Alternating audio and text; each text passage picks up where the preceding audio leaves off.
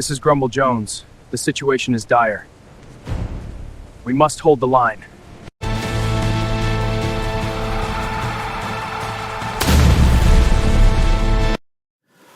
Welcome to Going Cardboard Episode 5. As I continue to try to breathe life into this endeavor on YouTube and see if it'll have any legs. So far, not sure it's really vibing with people or not. It's hard to tell. Episode 4 had, I think, 27 views. So, yeah, it's 27 poor souls that had to listen to me ramble on and with a microphone that wasn't working on that last episode.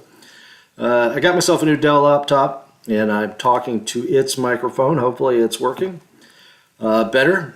My initial test said that it did, and it actually worked better than the microphone that I bought specifically for this. So I'm pleased with the laptop.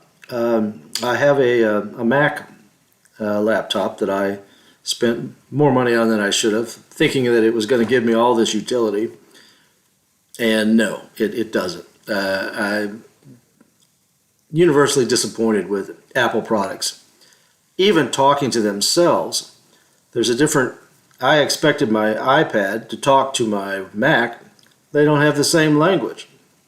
So there's some difficulties there. I'm not a tech guy at all. You know, Gen Xer. I adapt and I learn, but I'm not an expert in any of this kind of crap. So it was disappointing. I didn't find it this expensive Mac laptop had the utility that I needed. I'm a Windows guy. You know, all my work is Excel and Publisher and PowerPoint. And so anyway, glad to have an Android style, a Windows based laptop. I wrote some notes down of the things that I kind of wanted to talk about. I spent a lot of time listening to the other podcasts. ASL Academy guys, Stu and Neil and Scott are just outstanding. Always great. If you haven't caught them, definitely find them on YouTube and watch some of their episodes.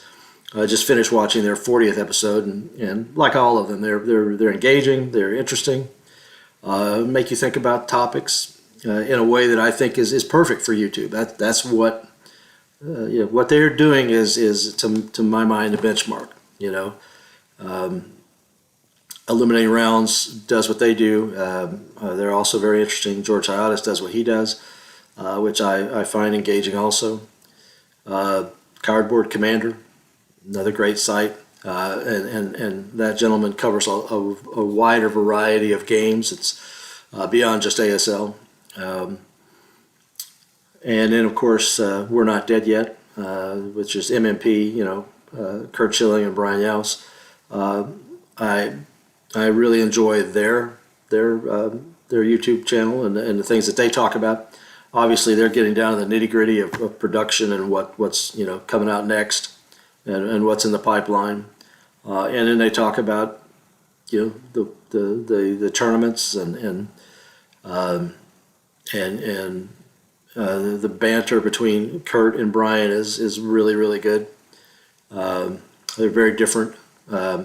I would think as you watch that, you're either going to lean towards Kurt or you're going to lean towards Brian. And I'm more of a Brian guy. Brian is an ASL guy like I am, right? When he talks about never winning ambush or never winning rate of fire or never winning the close combats, I can relate to that. Kurt, on the other hand, likes to talk about expert players, and I don't relate to that at all. I will never be an expert player, and I've beaten a couple expert players, interestingly enough, but those were the vagaries of the dice rolls, right? And in fact, I've beaten three opponents, all in tournaments, that are tournament-winning players. They were all outstanding players, and two of them conceded midway in the game when in the beginning of one of them and midway in the other one when their best leader was capped and killed by the sniper, and that was it. And so those weren't wins you could take home and go, I outplayed this guy. No, I didn't outplay either one of them. I had a lucky or they had an unlucky die roll that activated my sniper and popped their best leader.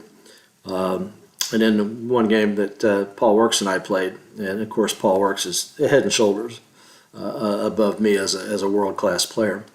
But in the last close combat, I got the ambush and I was able to infiltrate out into a victory location. I only had to have one squad in that victory location. That was the end of the game, and so I won it that way. That's a little cheesy,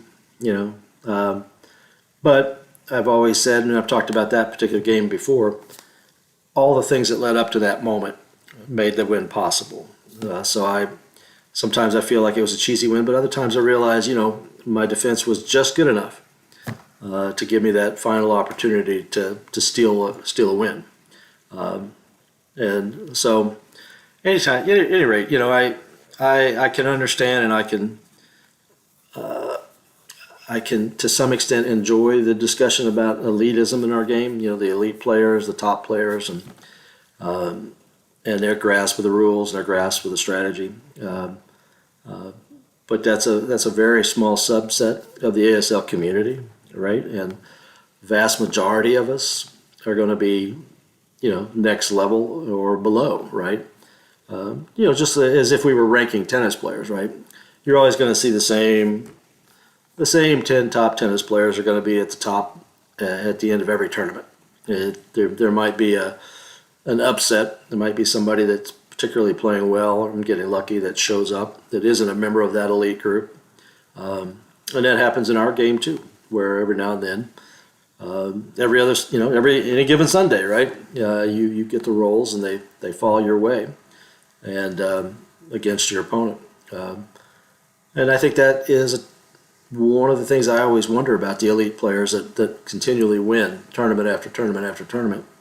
They're rolling dice like the rest of us. How do they avoid the bad results? And they don't in every case, I'm sure.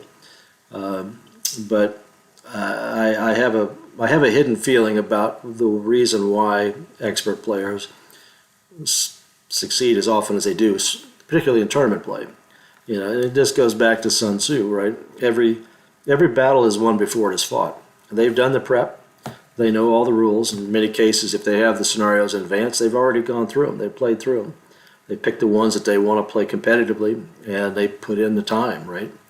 They have identified the lines of sights. They've got it figured out exactly how they're going to attack, how they're going to defend, based on which side they end up with, because they may not be able to know that in all cases. I heard that from other folks too, that it has a lot to do with prep.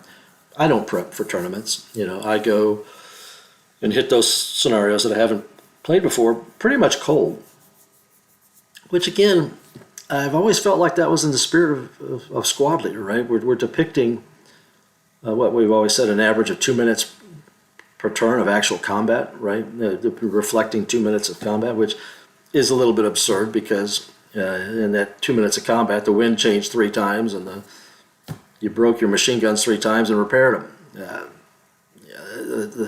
It might take you 15 minutes to unjam a 50 caliber or run up additional ammunition, whatever the abstraction may be for why it mouthed. So timing is a little bit off in ASL. But having said that, I do believe that the game is putting you in the position of a platoon commander or a company commander. You've just been given this assignment. You don't have the intel that you might need, and certainly not the intel that we have as gamers, right? And you've got to do this objective. And time is a factor. We got to do it. We got to do it now. So it's not chess, ASL is a completely different animal, and I've always said for years that the hardest thing in any game ever made is attacking in ASL, figuring out how you're going to attack, driving that attack home, and achieving the objective. There is maybe no greater mental exercise in any game. Chess is, I'm not a chess player, so I can't really speak to it very much. To me, it's a matter of mental gymnastics, right? What's my mental geometry? and I don't have a mind for that. So I'm a pretty easy guy to beat in chess, because I'm a reactive player, right? And chess requires a player that is not reactive to his opponent, but well, is making moves that drive his opponent to a result, right? That he's already seen the end of the game. I don't have that ability. Even in ASL, I don't have much of that ability. I'm an opportunist. I'm an opportunistic attacker.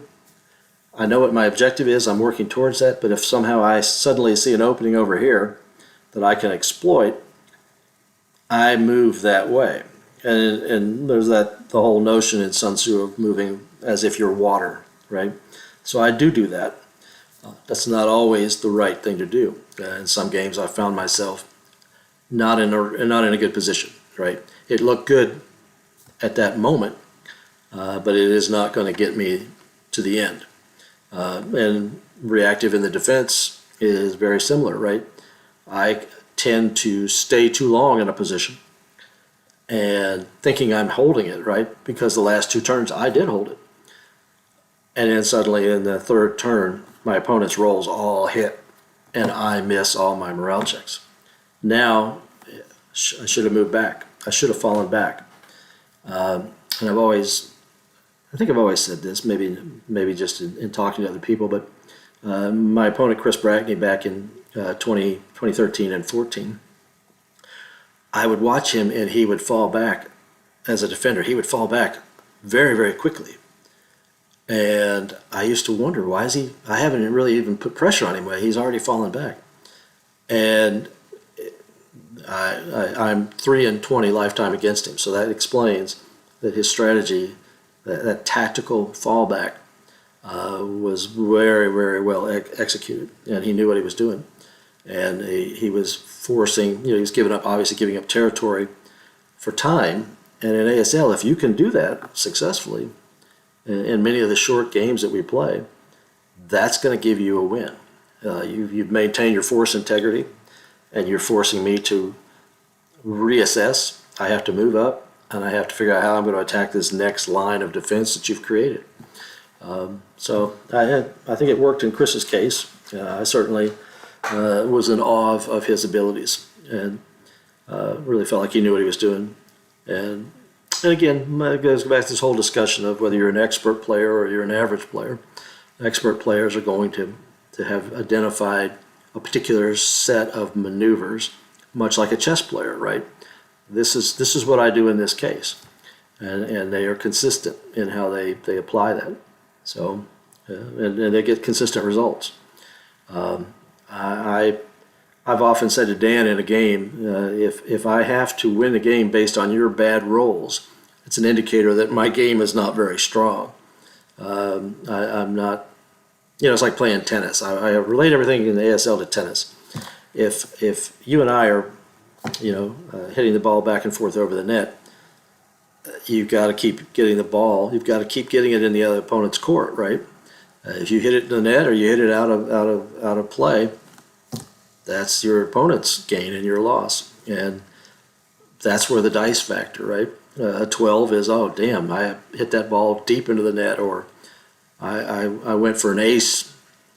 I'm going to do an overhead smash, and I completely missed it. I ended up hitting the top of the net, and it bounced away.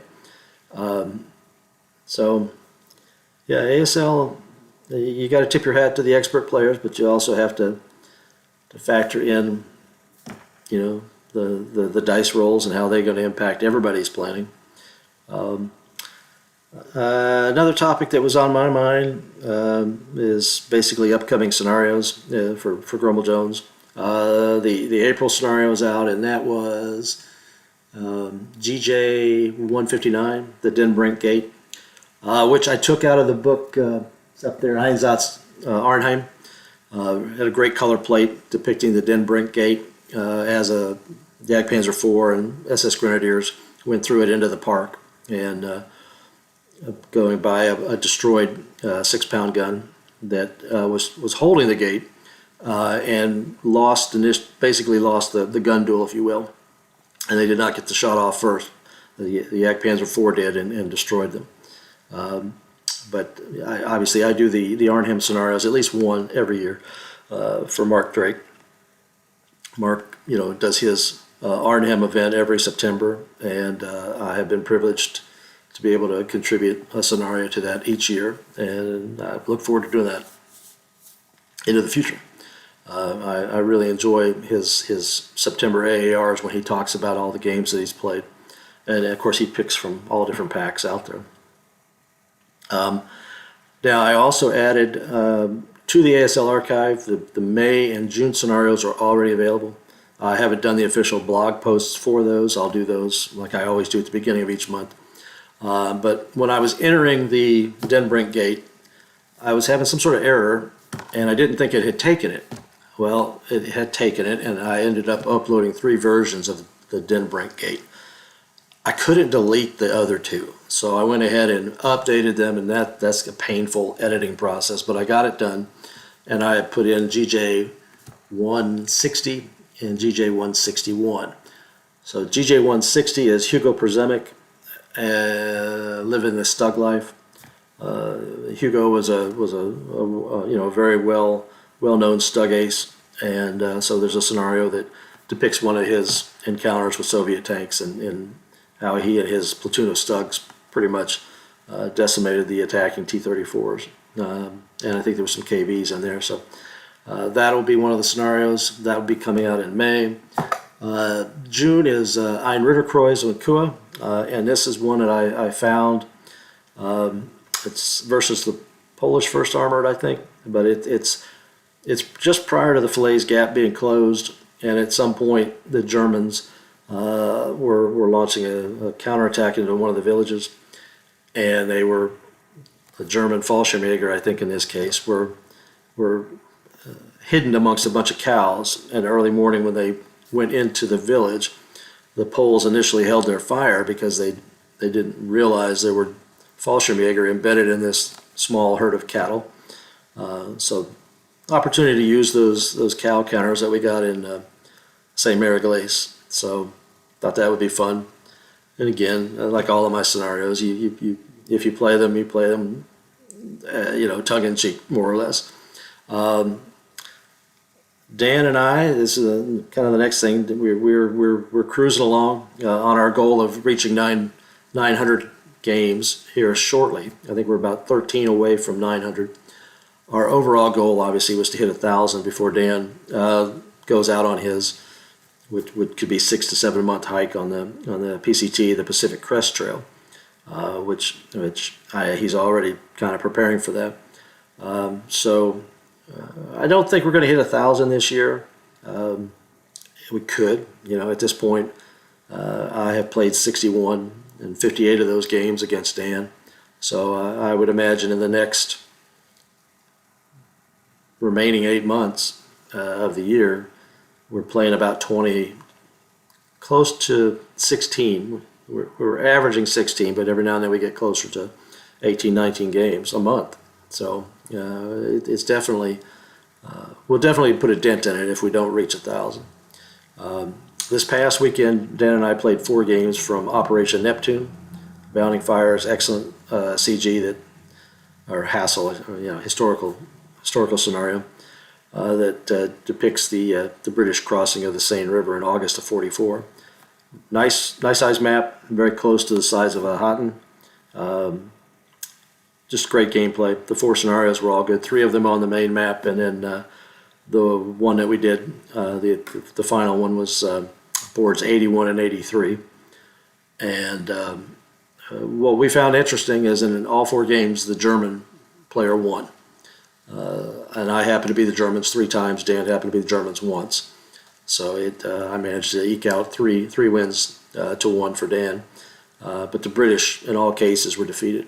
Whether they were attacking or whether they were defending, they were beaten. And in one case, it was a tough loss for Dan. But his British had to take two building locations, basically 2 hex locations, and also ensure that there were no good order Germans adjacent to this one that was up on the hill.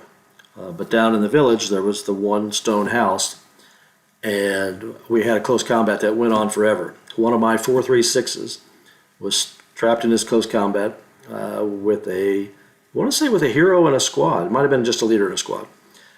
And Dan couldn't pull it out. And of course, I wasn't winning either. So we were locked in melee, locked in melee, locked in melee. Last turn of the game, last close combat of the game. Dan takes the hill. All he has to do now, and he sends in an extra squad to help put his guys over the top, is kill that 4.36.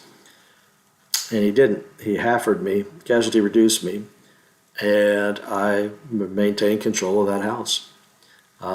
So a tough loss. But again, that's ASL. We've just kind of covered how the vagaries of the dice can determine the outcomes pretty specifically. They were talking about books. I used to do a blog post every month back in 2015 when I wasn't playing enough as filler content, right? Because I love books and I love to talk about books. And I particularly love to talk about books that can give you good scenarios.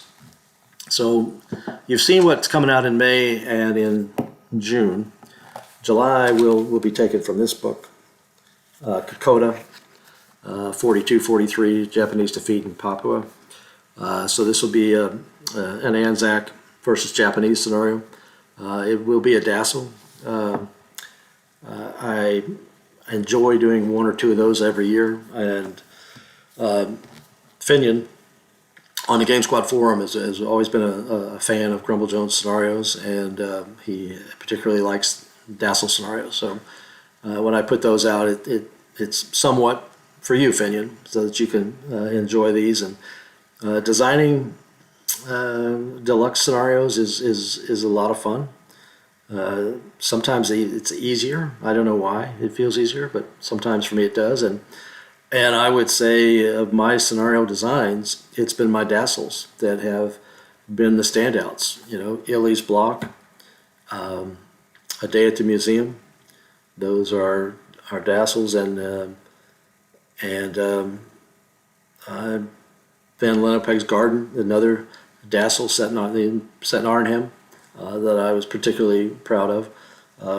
So it's fun. It's a little bit different. I don't like to play Dassel all the time. I like to do one every now and again.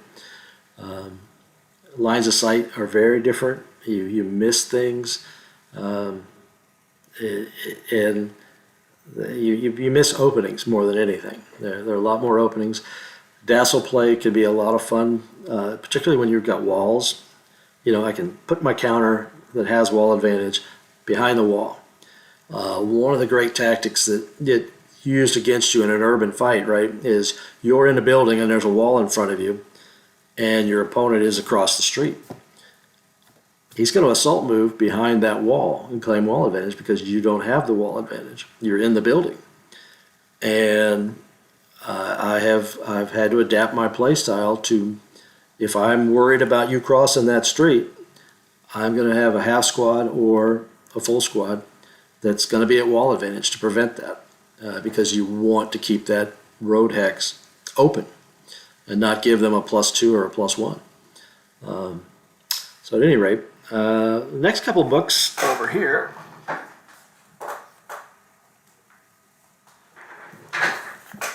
So this came out just the other day, RZM Imports, and this is Predators, History of the Schwerer Panzer Regiment Bach. Most guys that play ASL are familiar with Bach and his heavy Panzer Regiment, and their use by the Wehrmacht to free encircled units, particularly in the early winter of '44. Looks like it's a pretty good book. RZM does a great job with photographs and maps, and just having perused it a little while ago, there is a lot of good ASL scenarios inside of here. So I'll read up on that and get those out. Then of course Osprey. I'm addicted to Osprey. Combat. This is U.S. soldier versus Japanese infantry. Philippines. 44 and 45. And again, a very interesting period of the Second World War. Yeah, my Hanson's Bridge scenario is set in that period in 45 in the Philippines. So some really good stuff. And we're not talking Manila. We're talking the Mindanao and the other islands where the fighting was taking place. And then the other book that came in, which is not ASL related, but it's 1780 at Kings Mountain. And I've always been interested in Kings Mountain, written papers about it. I grew up in that part of the country, Bristol, Virginia, Tennessee, right there on the Tennessee line, is about 30 miles at the most north of Elizabethton, Tennessee. And Elizabethton is where Sycamore Shoals is, and that's where the Over the Mountain men gathered from Virginia and from Tennessee. And of course, it wasn't Tennessee at that time. I'm not even sure it was the state of Franklin yet at that time. But they gathered there and then went into North Carolina, and the North Carolina militia joined up with them, Campbell and Sevier, and I can't remember the leader of the Virginians. Might have been Campbell. But at any rate, they encircled Patrick Ferguson and his loyalists, which were basically Southern Americans still loyal to the crown, surrounded them on a moccasin-shaped hill called Kings Mountain. And they surprised Ferguson. It had been rainy and wet, and the leaf litter was damp, so they didn't give themselves away. And of course, frontier militia advancing behind the cover of all the trees, they were able to win an extremely decisive victory. I mean, it was annihilation. The entire loyalist force was defeated, killed, or captured. And Ferguson himself, Scottish, Patrick Ferguson was shot and killed, and his cairn, he's buried on the battlefield. So when you go to the tour, you will see that. It's a well interpreted battlefield. We've got several monuments. Took my kids there in 2000 and 2002, I think. Really, really good battlefield. If you're in the South Carolina, North Carolina region, it's worth your time to go over there. I found it to be a very interesting. The entire battlefield is preserved, so that too is a nice feature. But at any rate, I had family from Clintwood, Virginia, that participated in the Battle of Kings Mountain. And then as the Over the Mountain men were marching through North Carolina, they literally went through property that my ancestors owned, the Gregg side of my family, which is English. They came over in the 1600s. And then the Scotch-Irish family that I came from the Virginia side of my family, we also entered the United States back in the 1600s from Ulster. I want to say we came down through Pennsylvania and settled in Southwest Virginia, where to this very day, heavy Scotch-Irish presence. But at any rate, those are always great books. I've really come to appreciate the size and content factor. You get so much in these books. They're not huge, but they are completely full of great information, great maps, great photos, great illustrations, and great for the World War II stuff. There are plenty of things that you can adapt into a viable ASL scenario. And you can see over here, there's about 144 of them in that shelf space. So you can get a lot of them in a very small area. I've had so many bigger books that take up so much space. And so I've really come to appreciate these. And one of the great conundrums for me is I have the Time Life World War II series, and it takes up an entire shelf over here, all big volumes. And those were great when I first got them when I was 11, and by the time I was 18, the last one came through. You'd get one every other month in the mail, and I was one of the first folks to get it, right? I mean, literally, there were production delays. I think China, Burma, India, I can remember, hey, you're going to miss the delivery this month. It'll be in 2 months because we've got a delay. So I was right in the front end of those as they came out. And I thought they were amazing back then. But as I became more and more of a military historian and more engaged in the Second World War, they're very, very generic. You know, they're a Ken Burns when I want a Doug Nash, right? Or a Jason DeMarc, Stalingrad. I want more. I want greater detail. I want a real drill down. I don't want 5 pages of color or black and white photos of the SS at Kharkov. I want to know way more than that. And so I look at that. They're part of my life since 1976. I have a sentimental hold on those, but at some point, it makes no sense to keep them. I don't refer to them.